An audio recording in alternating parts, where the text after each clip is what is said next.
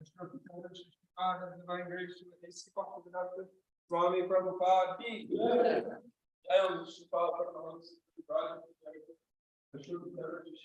Divine grace. Shilapati Siddhartha Saraswati Goswami Thakur Maharaj ki. Ananta Koti Vaishnava ki. Ramacharya Srila Haridas Thakur ki. Praise the whole Shri Krishna Chaitanya. Prabhu Nityananda Shri Advaita Gadadhar Shivasari Gaura Bhaktivinoda ki. Shri Radha Krishna Gopa Gopinath Shamakun Radhakun Giri Govardhan ki. Shri Vrindavan Dham ki. Navadvip Mayapur Dham ki. Jagannath Puri Dham ki. Jai. Ki. Jai. Bhakti Devi ki. Tulsi Devi ki. Jai. Shri Harinam Sankirtan ki. Jai. Dhamaveta Bhaktivinoda ki. Jai. Nitai Gaura Premanande. Hari Hari Bo.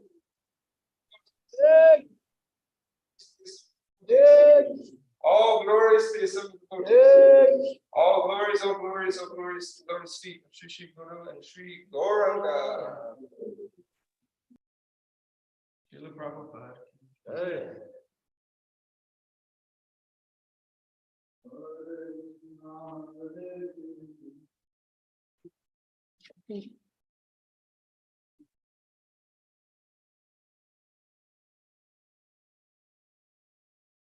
The lotus feet of our spiritual master are the only by which to attain pure devotional service.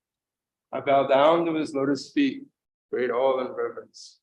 By his grace, one can cross the ocean of material suffering and obtain the mercy of Krishna. My only wish is to have my consciousness purified by the words emanating from his lotus mouth. Attachment to his lotus feet is the perfection that fulfills all desires. He opens my darkened eyes and fills my heart with transcendental knowledge. He is my Lord, birth after birth. From him ecstatic prema emanates. By him ignorance is destroyed. The Vedic scriptures sing of his character. Our spiritual master is the ocean of mercy, the friend of the poor and Lord and master of the devotees. O Master, be merciful unto us. Give us the shade of your lotus feet. Your fame is spread all over the three worlds. We take shelter of your lotus feet. His divine grace, Srila A.C. Bhaktivedanta Swami Prabhupada ki.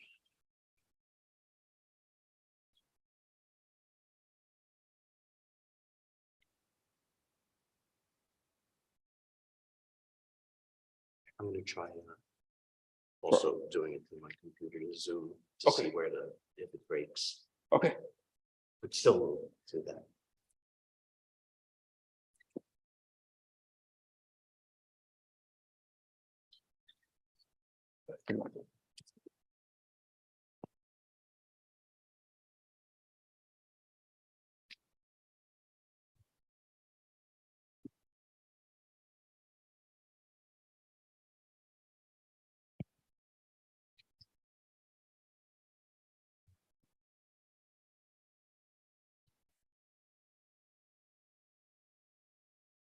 Let's do a sound check here.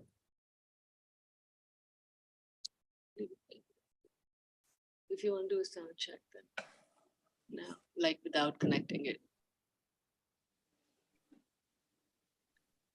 How's the sound? Can you Very hear? nice. Very good. Good sound. Okay, good.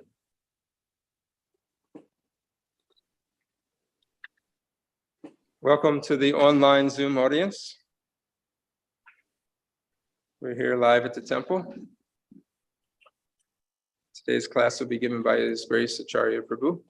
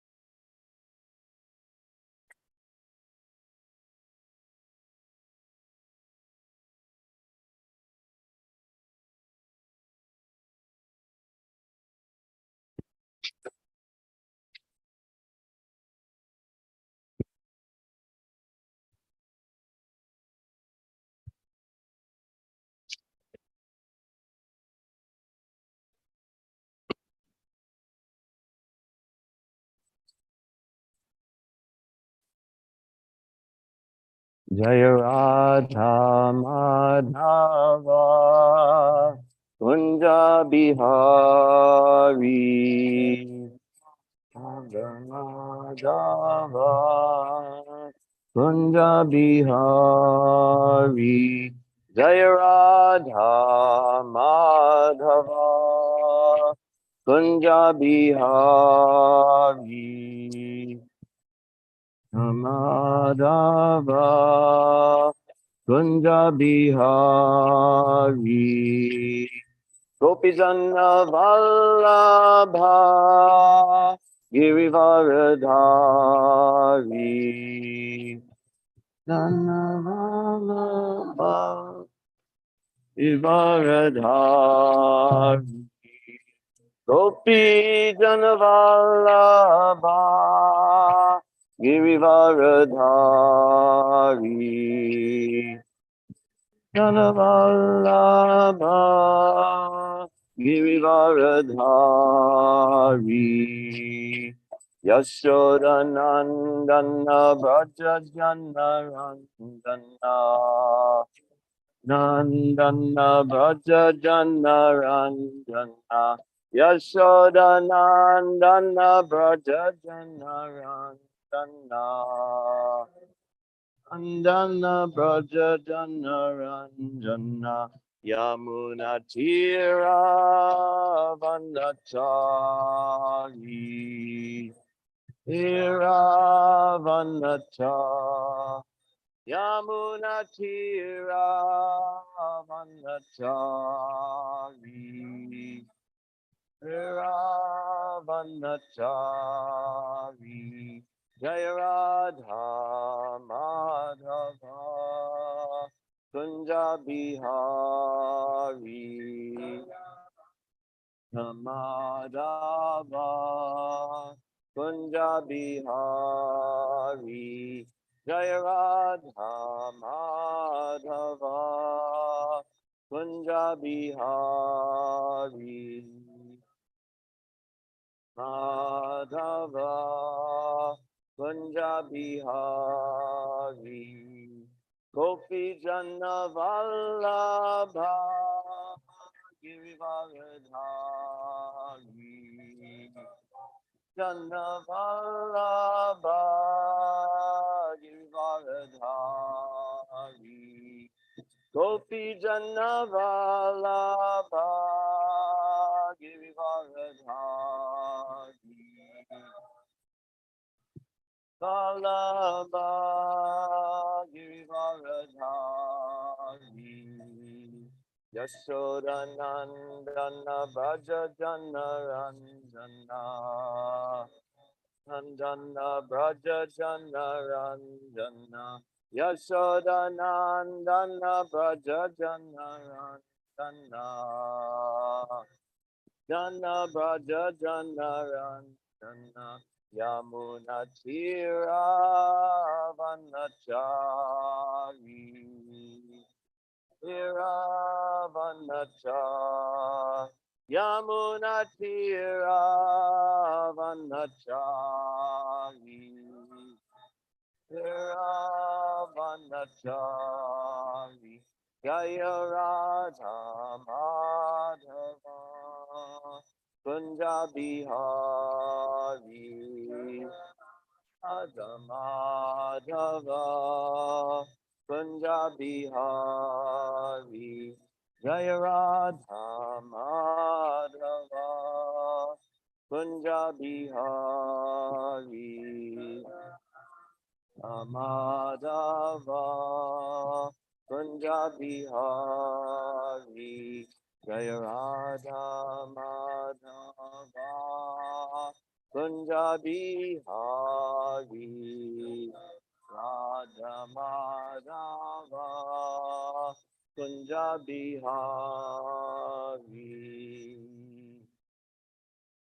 Jayam Vishnupad Paramahamsa Privajakacharya Stotra Saptashishi Mad His Divine Grace A.C. Bhaktivedanta Swami Srila Prabhupada Ki Jai. ISKCON BBT Founder Charya His Divine Grace Srila Prabhupada Ki Jai. Anantakoti Vaishnava Vrinda Ki Jai. Namacharya Srila Haridas Thakur Ki Jai.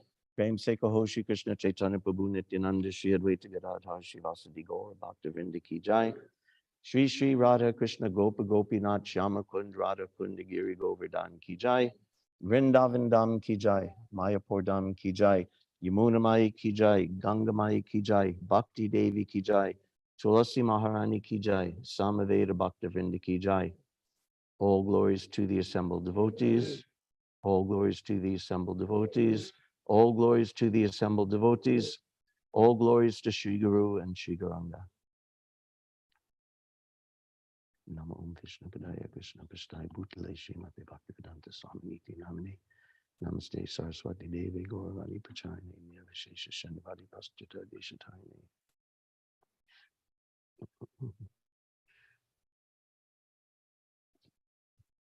Om Namo Bhagavate Vasudevaya.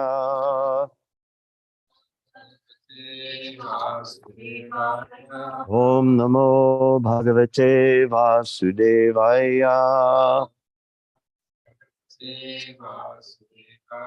Om Namo Bhagavate Vasudevaya.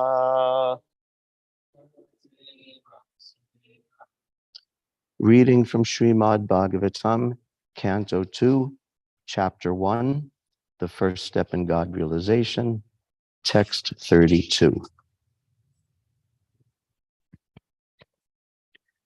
Vridotarasto dara eva lobho.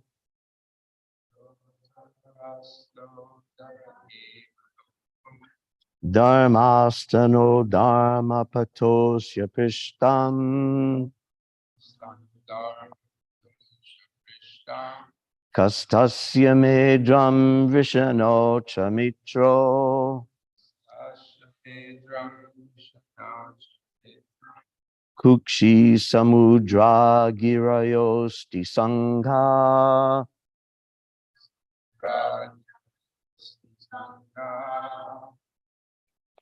Vridotarosto dara eva lobho. Dharmastano dharma patosya prishtam.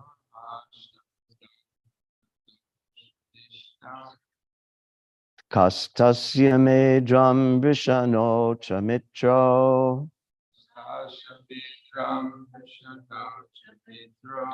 Kukshi samudra girayosti sangha.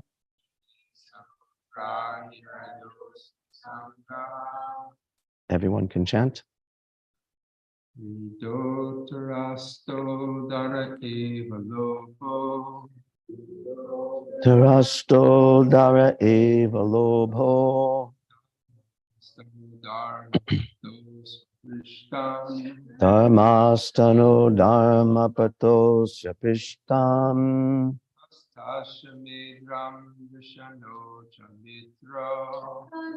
Tasya medram vishano chamitro.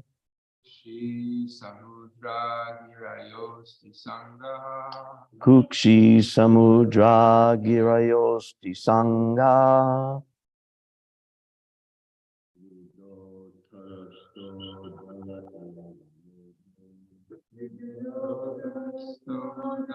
Eva lobho.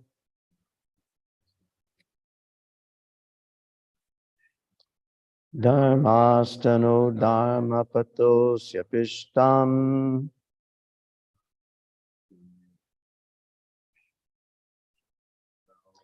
Kastasya medram vishano chamitro.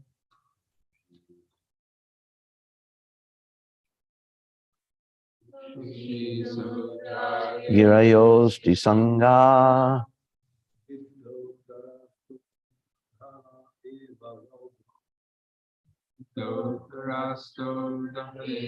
Lobho.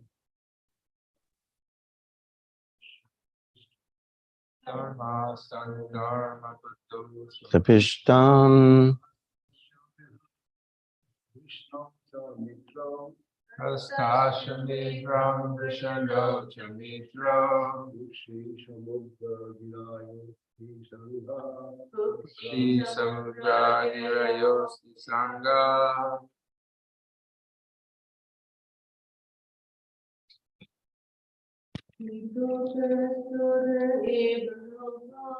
Vritotarasto Dara Eva Lobo Dharmastanu Dharma Patos Vishtam Hastashamidram Vishano Chamitra Shri Samudra Nirayosti Sangha Word for word translation. Vrida, modesty. Uttara, upper. Oshta, lip. Adara, chin. Eva, certainly. Lobha, hankering. Dharma, religion. Stana, breast. Adharma, irreligion. Pata, way. Asya, his. Prishtam, back. Ka, Brahma. Tasya, his. Medram, genitals. Vishano, testicles. Cha, also. Mitra, the Mitra Varunas. Kukshi, waste. Samudra, the oceans. Giraya, the hills. Asti, bones. Sangha, stack. Translation.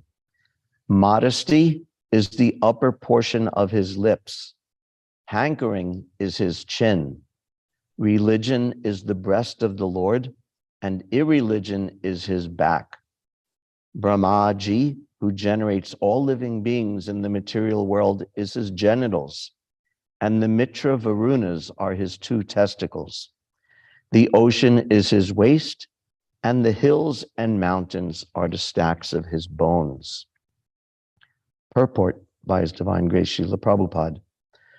The Supreme Lord is not impersonal, as misconceived by less intelligent thinkers. Rather, he is the Supreme Person, as confirmed in all authentic Vedic literatures.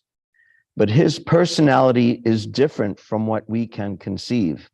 It is stated here that Brahmaji acts as his genitals, and that the Mitra Varunas are his two testicles. This means that as a person, he is complete with all bodily organs, but they are of different types with different potencies. When the Lord is described as impersonal, therefore, it should be understood that his personality is not exactly the type of personality found within our imperfect speculation. One can, however, worship the Lord even by seeing the hills and mountains or the oceans and the sky as different parts and parcels of the gigantic body of the Lord, the Virat Purusha. The Virat Rupa, as exhibited by Lord Krishna to Arjuna, is a challenge to the unbelievers. Vridotarasto dara eva lobo, dharmastano dharma patosya prishtam, kastasya medram vishano chamitro, kukshi samudra girayosti sangha. Modesty is the upper portion of his lips. Hankering is his chin. Religion is the breast of the Lord, and irreligion is his back. Brahmaji, who generates all living beings in the material world, is his genitals, and the Mitra Varunas are his two testicles. The ocean is his waist, and the hills and mountains are the stacks of his bones. Nama Om Vishnu Padaya Krishna Prasthaya Bhutale Srimate Bhaktivedanta Swaminiti Namine Namaste Saraswati Devi Gauravani Pracharine Nirvishesha Shunyavadi Paschata Dishatarine. in a commentary in Brahma Samhita, Srila Bhaktisiddhanta says that discussion of, this is from memory, not the exact words, that the discussion of the male and female generative organs is generally considered not very decorous, not very nice, not very polite to discuss this. But when it's discussed in scientific terms by scientists in a rational way, then it's extremely wholesome and beneficial to discuss it. So we shouldn't be put off by talks of the Lord's private parts here, because of the context of the discussion makes it completely valid. So there's a lot of interesting stuff here. I wasn't exactly certain what to discuss today. Going back to the general principle of Virat Rupa, of the universal form, which has been brought up many times. We know that our basic principle in Krishna consciousness is smartavya satatam vishnor vismartavyuna jatuchit sarva vidi naseda syor eteor eva kinkara, that there are two rules. Always remember Krishna, never forget Krishna, and all the other rules and regulations and all the other principles and all the other depths of philosophy and activities and everything else we do are etayor eva kinkara. They're the maidservants of this principle to always remember Krishna, never forget Krishna. So this is one way of looking at this understanding of the universal form of the Lord. We've also heard over the course of these verses, and Prabhupada himself saying that this is for neophytes, this universal form conception, or it's for impersonalists and Mayavadis and demons as a challenge. He says here, as a challenge to their atheism. What does he say? As a challenge to the unbelievers, he says today. But it's also a very useful conception and useful meditation for all devotees, in this sense that it's a maidservant of this principle of how to always remember Krishna and never forget Krishna. A very advanced devotee is naturally always remembering Krishna, never forgetting Krishna, thinking of his pastimes and Vrindavan, his devotees, his beauty, his qualities, his flute playing automatically. But a sadhaka means that someone is not yet there. A person who practices sadhana bhakti is not yet to that spontaneous platform. So we have to adopt different practices to help us remember this. So this is one of those practices, this understanding of the universal form. And today's description of the universal form is also quite interesting. Sometimes we think of the universal form like pantheism, that all the material elements and the mountains and the earth and the sky are representing different parts of the Lord's body. And here we also hear today the ocean is his waist, the hills and mountains are the stacks of his bones. We've also heard how the rivers are his veins and the sky is his, I don't even remember now, so many things. But comparing the different actual structures of the material universe and aligning them with different aspects of the body of the universal form. But it's not just the gross things we could see, the structures and the elements and the building blocks and geography and astronomy of this material world that corresponds to the Lord's body, but even more subtle things, more intangible things are also part of the Lord's body. Being ashamed or modesty. Vrida means modesty, being ashamed, being humbled like that. This is also part of the Lord's body. Desire, which is a feeling and emotion, that's also the body of the universal Lord and corresponds to a part of his body. Religion itself is part of the Lord's body. Stano means his chest. Stano also means the breast, like the breast of a woman, the breast of a mother, which is used for nourishing the child. So this is I don't know if there was any intent here, but this mood that it's his chest, that it's nourishing, it's his front, it's the face the universal form puts forward is Dharma. And the other side, what's behind him, his back, this is irreligion. And then his genitals are compared. There's the generative principle by which reproduction is going on in the material world, whether it's the mitosis of bacteria or the pollen and ovules fertilization of plants and the plant species, or the sexual intercourse of animals and humans.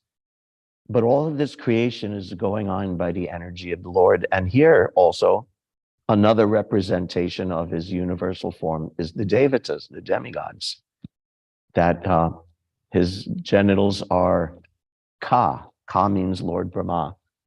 I've seen this several times in the Shastra. Lord Brahma is called Ka.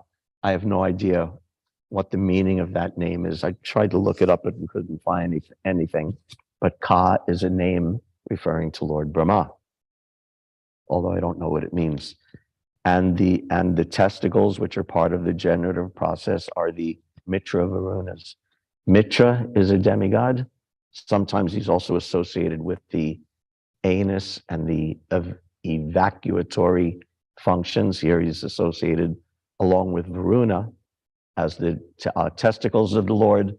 Mitra and Varuna also, there's a sort of interesting sort of Vedic backstory where these are two distinct demigods, Mitra and Varuna. We know Varuna as the Lord of the Waters, but also in many Vedic hymns going back to the Rig Veda, these two are associated as a pair and almost like a unity, the two of them together.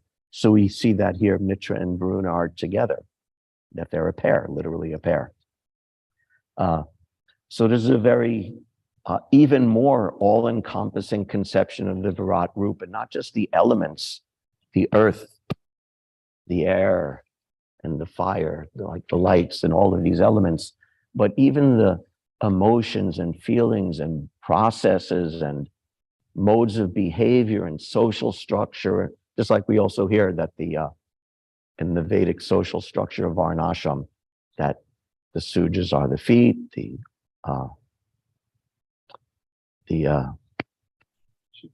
Vaishyas are his belly, the Brahmanas are his head, the Kshatriyas are the strong arms. So this is another bodily conception.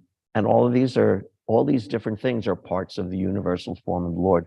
It's so inclusive that literally nothing is left out of it, not just the material structures, but all of the subtle things and the senses and the sense objects are all part of it. So that's why this Virat Rupa, when done properly, when understood properly, is not just a challenge to the atheist, but a useful meditation. Because also, like I discussed last week, the goal or one idea of the progression of a devotee is from the materialistic devotee who only sees Krishna in the temple. And then there's the more advanced, the Madhyama Adhikari, who can see the devotee in can see Krishna in the relationships with other living beings. And then finally, there's the Uttama Adhikari, the Mahabhagavat, who can see Krishna everywhere. So this is a very useful thing of the useful aspect of understanding and meditating on, and to some degree internalizing this idea, this understanding of the universal form. Some of the comparisons or links with the Lord's body are more literal. Some are more figurative or even poetic sometimes.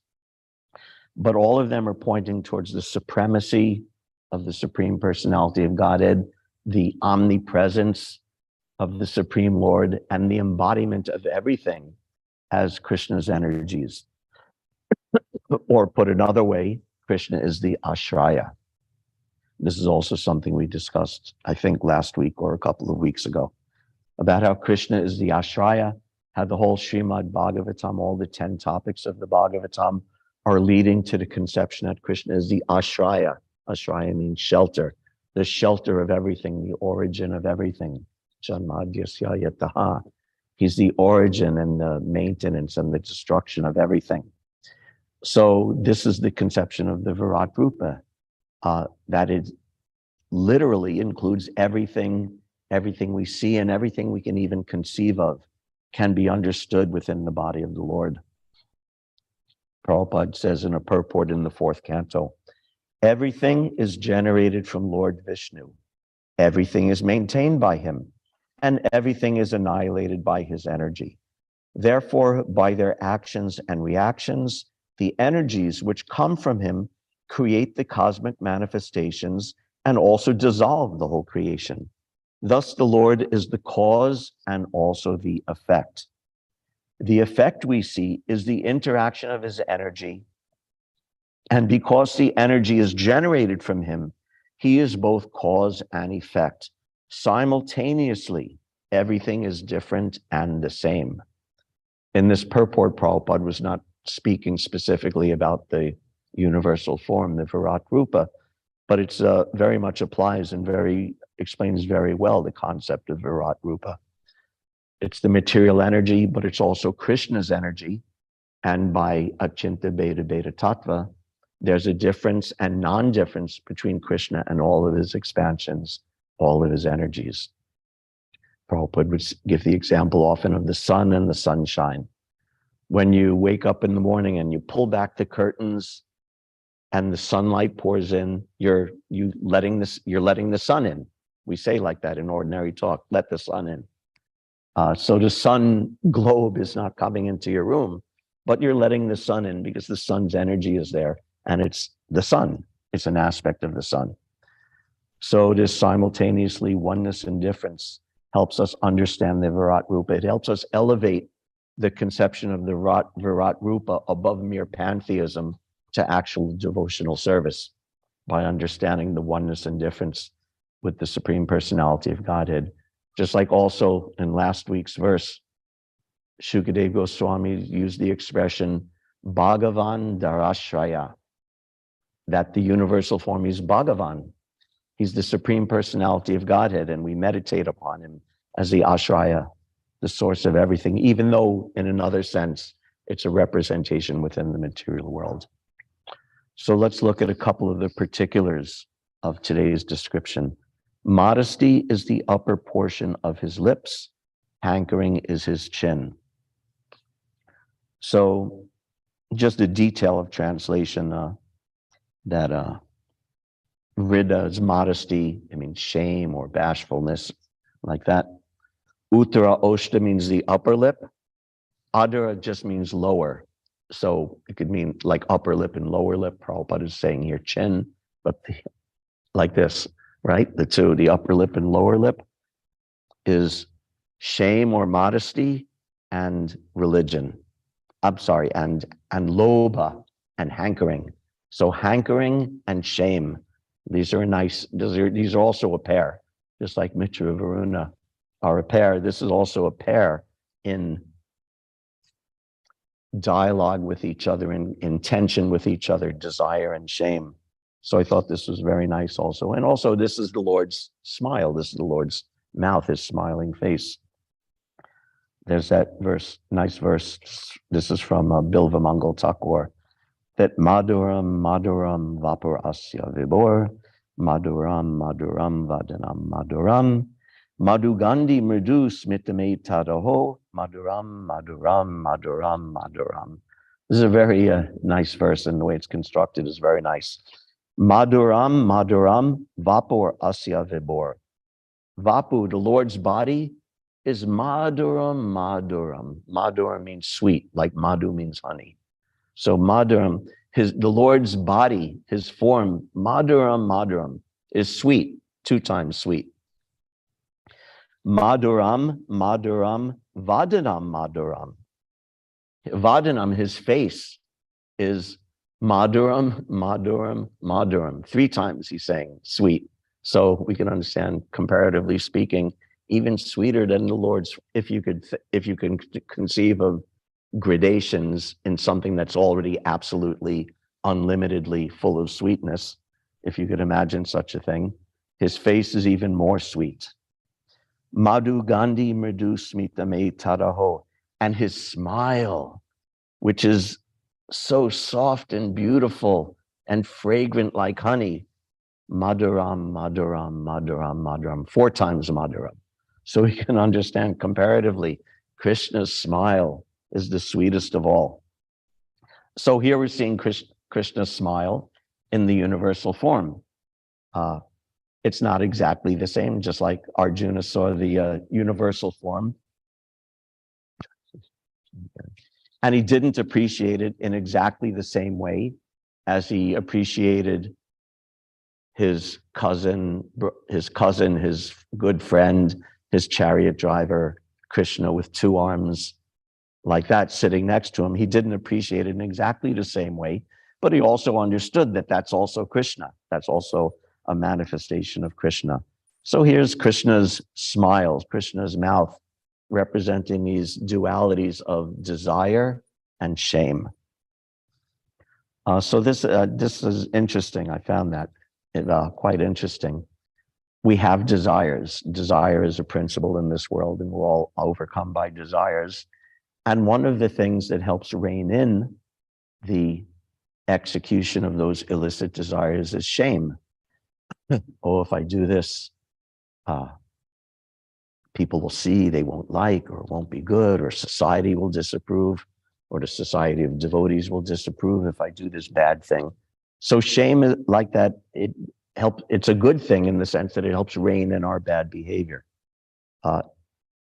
Family, friends, in a sane society, there's peer pressure and social pressure to behave in a certain way, so that even if you have a desire to do something, or even the legal system, if you have a desire to do something criminal, but you think, oh, there's pressure, the police will get me, I'll be exposed. I remember, this was going back a long time to not to my youth, but to my younger years, that some states started a program where when arresting prostitutes, they started not just arresting prostitutes, but publishing the names of the customers of prostitutes. Even if they couldn't prosecute them legally, they were publicly publishing the names of people caught with prostitutes as a way of shaming them out of doing that activity. So this is going on. And this is a good thing when used properly, when used judiciously. The social pressure, peer pressure, the sense of shame that, oh, if I do this, I'll be disapproved of, I'll be shunned. Even some societies do that. They shun people from their group for doing things. But then when it becomes corrupted, or when not done properly, then you have the unfortunate effects of peer pressure. And those of us, all of us who can remember our childhood could remember dealing with peer pressure. Oh, you should try this, you should drink this, you should do this, and you'll be cool, and it'll be great, and everyone's doing it, and all of these things. And because of that, you're pressured into doing things that are not good. So that's the misuse of this principle. You'll be shamed by doing good, and sometimes even good people are shamed like that. Oh, you're a goody two shoes, or something like that. But when done properly, the sense of shame is a good thing for balancing out our desires. And another way that this principle becomes vitiated or becomes corrupted is by what is called hypocrisy. Hypocrisy means you actually know what is right and what is wrong, and you do what's wrong, but you're still putting yourself forward because of this sense of shame. You're doing something wrong, but you're not going to admit it. You're not going to own up to it or take responsibility. But despite doing something wrong, you're putting yourself forward as a big person, as a proper person, as a bona fide person. So this is a misuse of this sense of shame. But in general, in a sane society, and when a person is a little sensitive, a little intelligent, and the society is well organized, then this sense of shame interacting with our desires, our baser desires, helps keep us on the straight path, on the straight and narrow. That kshurasya dara nishita duratyaya, that spiritual life, the path of spiritual life, is just like a razor's edge. So we need help. And a sense of shame for someone who is not yet very realized can be a useful thing. And in the best cases, when one advances a little or someone is a little both trained well and someone who's naturally good, that sense of shame is like an internalized voice guiding us in how to behave properly. And in the very best cases, that voice is actually the voice of super soul. That when we do something wrong and we feel ashamed of it, we can understand that this is actually the Lord in our heart, indicating that sense of shame, that this is not a good thing for you to do. And this sense of shame, this is something that even Krishna himself possesses and manifests at some time. This modesty, this shame, this embarrassment. The famous example Prabhupada describes in Nectar of Devotion,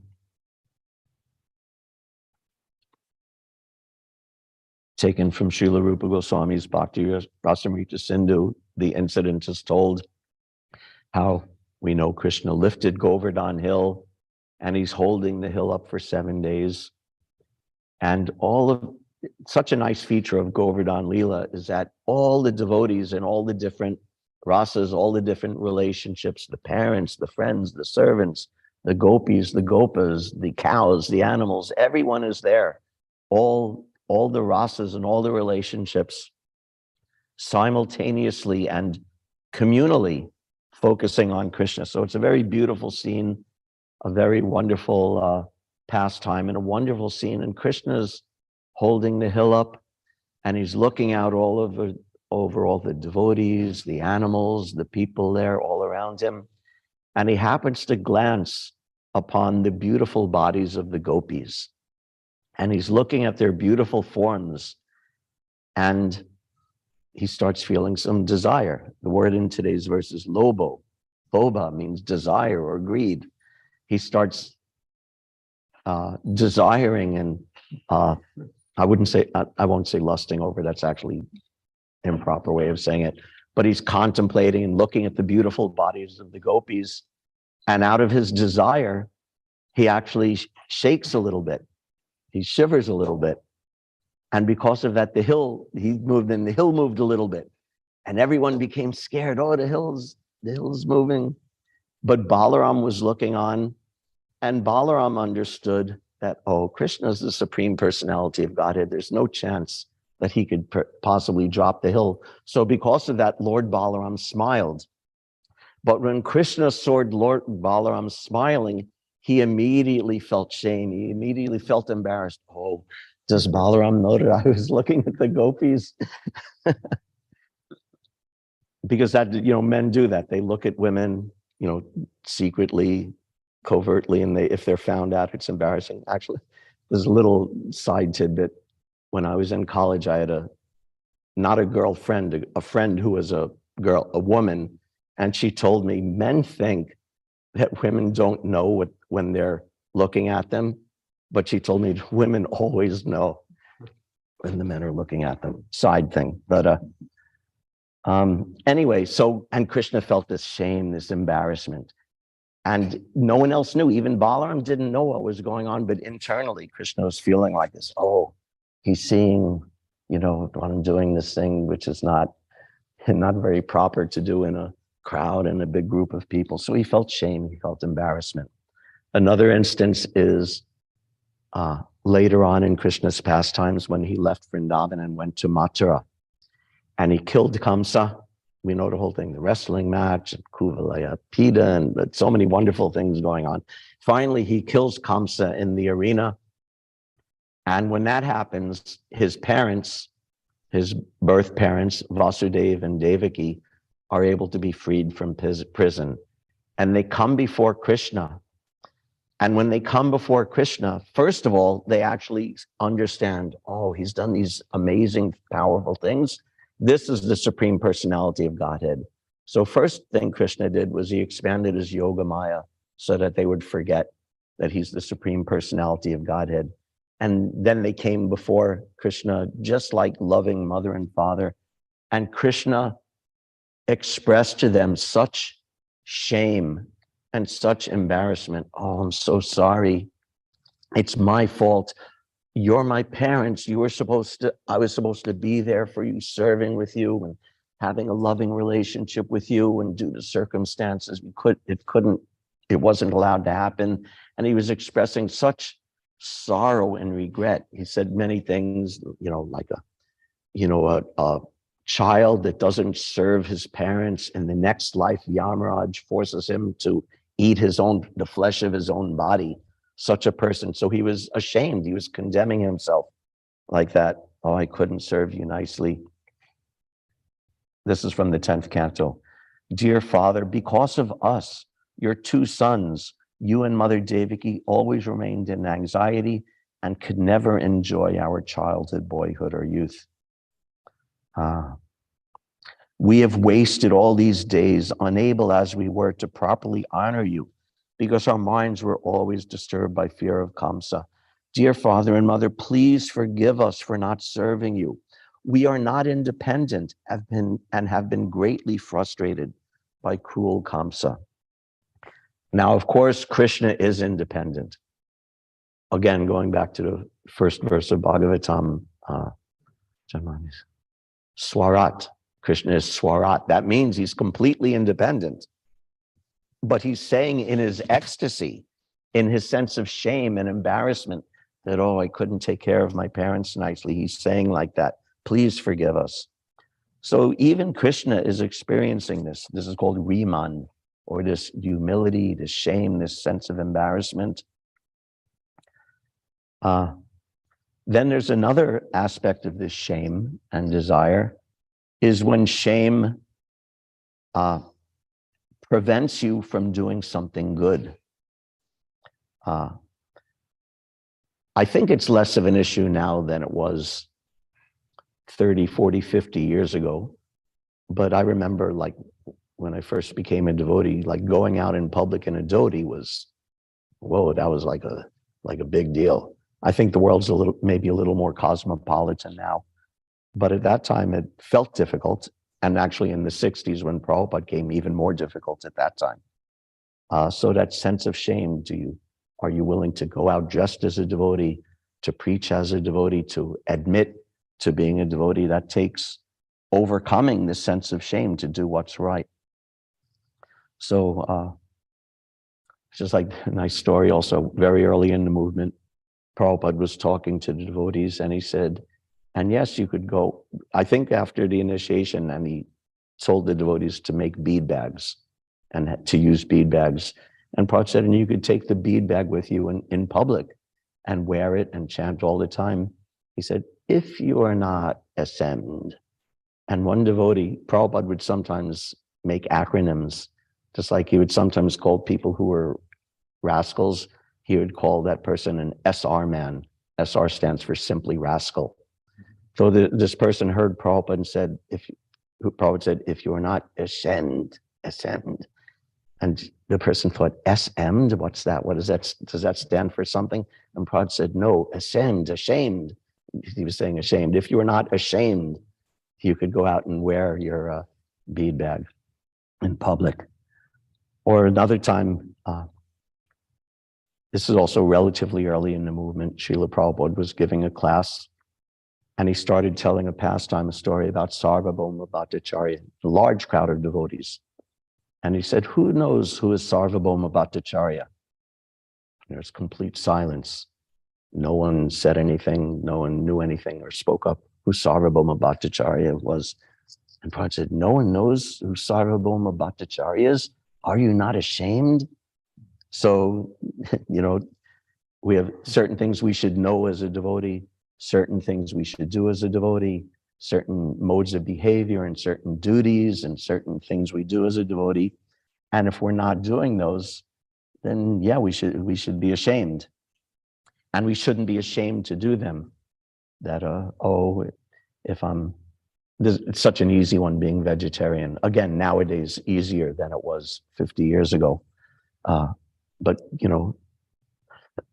even still, like, I work at a bunch of different places because I'm a Suja, so I go to different factories and places of work, and I work, and it's always oh, it comes out, oh, I'm a vegetarian. I have to admit it. And they're like, oh, why don't you eat this? Why don't you eat that? So you have to overcome that sense of shame and stand up. Yes, this is what I do. This is what I believe in. What to speak of, oh, I'm a Hare Krishna. I believe in this. I do like this.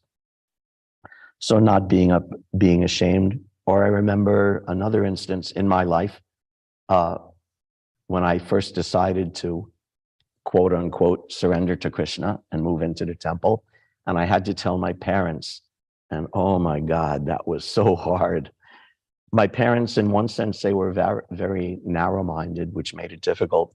But also our family is very, very close and very loving family. And it made it hard. I was ashamed. I was embarrassed that I'm going to disappoint them. They're going to be disappointed in me like that. So it was very hard for me to do. I had to overcome a great sense of the shame and embarrassment to do this. But because there was a higher principle of what needed to be done, I did it. And I got through it, and they also got through it, and things worked out in the end. But anyway, this sense of shame is there, shame and desire. That's the other side, desire. That the gopis, for example, desired Krishna so much they desired Krishna that when they were in their homes with their husbands, with their parents, with their in-laws, with their babies, with their whole families and the whole society looking on. But when Krishna played his flute in the forest on the full moon night, all the sense of shame was completely eradicated. And although they were normally would be completely condemned by society, they left their home and went to the forest to meet Krishna. So in this sense, the spiritual desire completely overcome any mundane sense of shame. And Krishna recognized this. One of the praises he offered to the gopis when he came to the forest was just this, that you've given up everything, your family and your sense of propriety and your reputation. You've sacrificed it all for me. And because of that, he said, Napariyeham, that you've given so much, I can't even repay you for what you've done to me. So their desire for Krishna was so strong that any kind of sense of material shame or propriety was overcome. And then there's the nice prayer, the prayer from which I've heard it said that Prabhupada derived the phrase in English, Krishna consciousness. And the verse is Krishna Bhakti Rasa Bhavita Mati. So Krishna Bhakti Rasa Bhavita Mati. Krishna Bhakti Ras, the sweet taste of devotional service, Bhavita Mati, that's in your mind, in your consciousness. So this is Krishna consciousness. So Krishna Bhakti Rasa Bhavita Mati, Kriyatam Yadi Kutopi Labhyate, is such a difficult thing to attain. This great boon of Krishna consciousness is so difficult. It's the dearmost thing to obtain and so difficult to obtain. Kriyatam Yadi Kutopi Labhyate, Tatram Lolyam Mulyam Ekalam. Lolyam, Tatra Lolyam. So Lolyam is the same as this Loba in today's verse. Lola means intense desire, intense greed. Tatram Lolyam Api Mulyam Ekalam Janmakoti Sukritar Nalabhyate. This Krishna consciousness is so difficult to obtain that you can't get it even for millions of lifetimes of pious works. But the one root cause that can give it to you is lolyam, the intense desire, the intense greed to have it. So this is the other side of greed, this greed for Krishna consciousness, this greed to be a devotee, to advance in Krishna consciousness. And if you have that, then all the material shame and all the material impediments in general will melt away and become insignificant if you have that one thing. And then when you have that one thing, you'll always remember Krishna. You'll always be able to remember Krishna, and you'll never forget Krishna. And all of these things like the Virat Rupa are there to help us advance in that. These are the maid servants of that dual instruction, always remember Krishna and never forget Krishna. Also, without going into it, I'll very briefly mention the other items in today's verse. Krishna is the generative organs. He's the source of all creation within this world.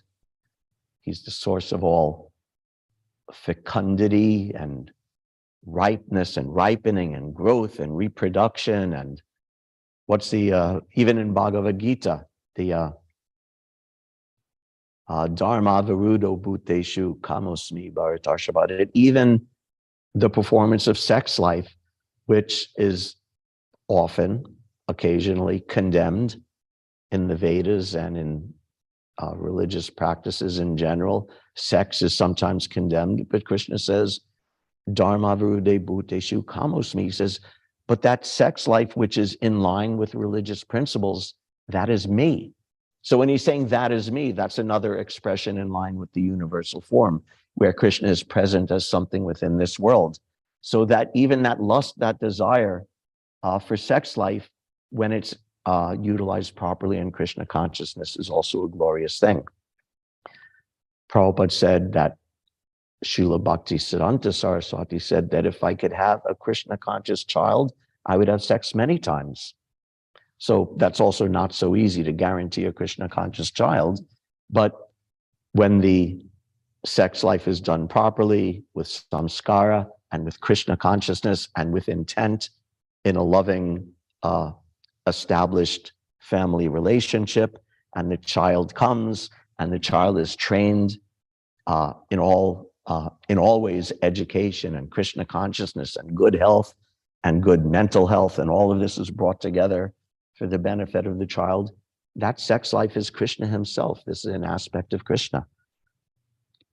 The ocean is his waist, and the hills and mountains are the stacks of his bones, going back to this other conception of the universal form, where the actual structures of the world are the parts of his body. So all of this integrated together gives us such a broad view. Like I said, it's not just ordinary pantheism that, oh, the world is God. But no, Krishna has his unlimited transcendence, and one aspect of that which he mercifully chooses to do is to manifest this material world, and manifest this material world as an aspect of himself, as an aspect of his own body. Hare Krishna. Thank you very much, everybody, for your very kind attention. If there's any comments or questions, we can do now, or discussion. Yes, Prabhu. So Krishna is manifesting himself as a material energy. And at the same time, the material energy is Ukalaya and Ashashvata. So it's temporary and full of movement. So one might find a difficulty or a contradiction there, try to understand it from a practical perspective, as someone trying to understand how to operate the world. We look at the material energy as Krishna as a good thing, or do we look at it as something that's keeping us trapped away from the spiritual world? Right. Yeah. Yeah. There's a lot of conflicting attitudes contained in that idea. And let's see. One aspect is that the nature of the material world as being dukkhalayam shashvatam is not a bad thing. If one has a little bit of understanding of transcendence and a little bit of desire for attaining transcendence, then one can actually appreciate that Krishna making this place temporary and full of misery is in the ultimate sense for our benefit. That if we get too comfortable here, then we'll have no impetus to search after transcendence, to attain Krishna, to go back to Godhead. So making it like that is, first of all, it's just the nature of the material world, because the material world is created for the living entities who don't want the spiritual world. So it's the reflection. So naturally, as the reflection, everything's going to be turned upside down. That's just almost the mechanics of what the material world is. But from a sense of Krishna's intent, that's also good for us, that it's not too comfortable. It's not too long lasting that, oh, I can enjoy here for, this is the problem of the demigods. They're also temporary, but their life is so much longer than us that they forget the temporary nature And we've heard that before, that the demigods very often will just get lost in that sense of enjoyment. Oh, it'll never end, like that.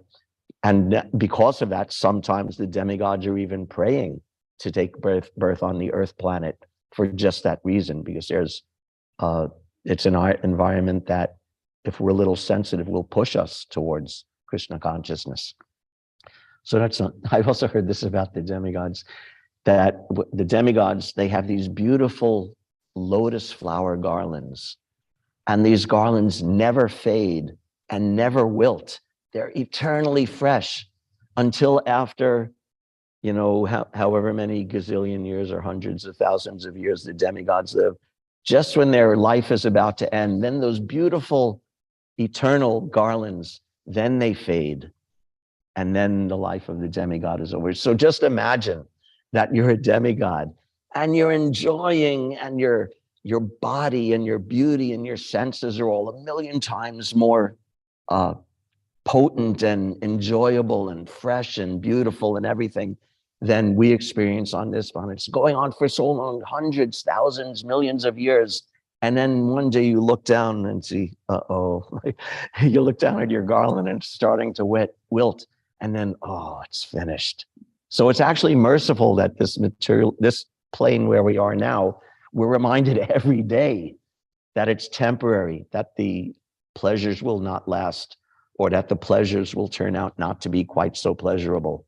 This is also why rich people said that it's more difficult for a rich man. What is it? More difficult for a camel to pass through the eye of a needle than for a rich man to go to heaven. Because a rich man, a person with too much opulence, it falsely covers up that dukkhalayama shashvatam nature.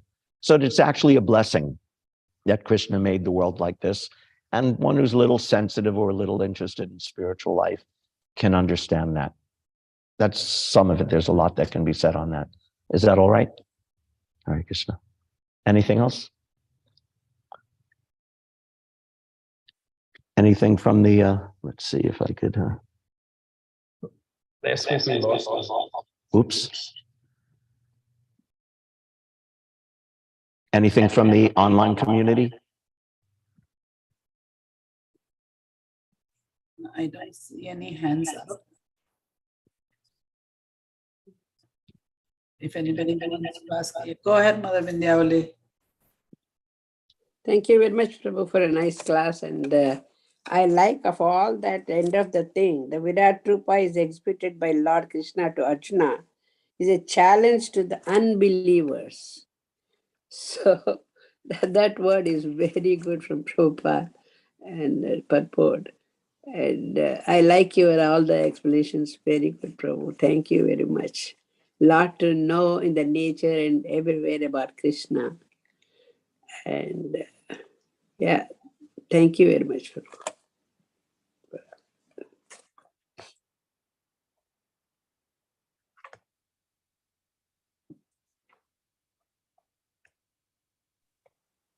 Okay. I just wanted to say I appreciated that explanation of shame. And it's a good thing to contemplate upon, healthy, healthy, in a healthy way. Yeah.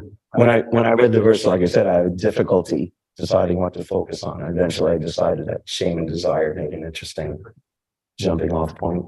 Even just something that came to me just in this class was that I didn't get so much sleep last night, and I started dozing off a little bit. And nothing based on the material, just my material body, nothing that you presented, and just that little bit of it, like when you're talking about shame at that same time, it's just like I felt that no, this is really important. I need to really focus here. I need to bring it back to it. Just anything, I guess, that we need to help refocus us. And, Yes. so. Thank you.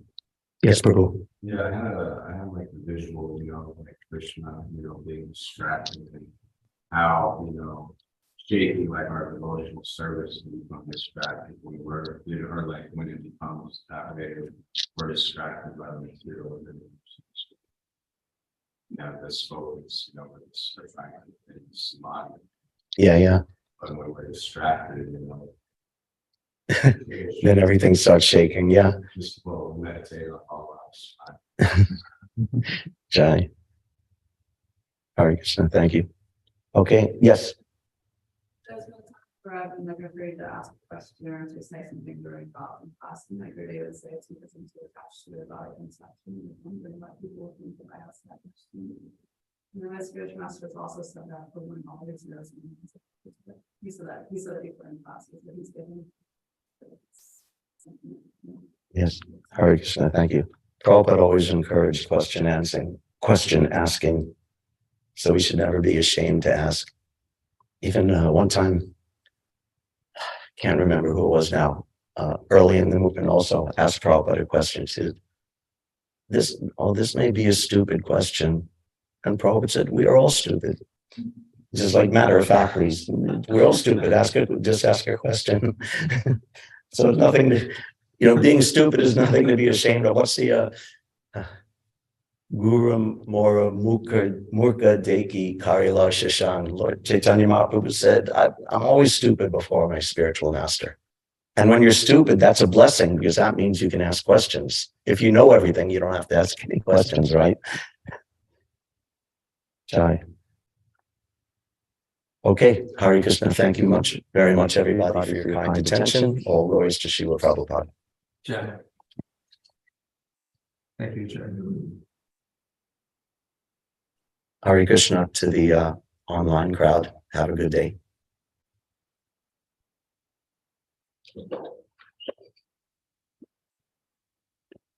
I'm glad the Zoom didn't drop out today.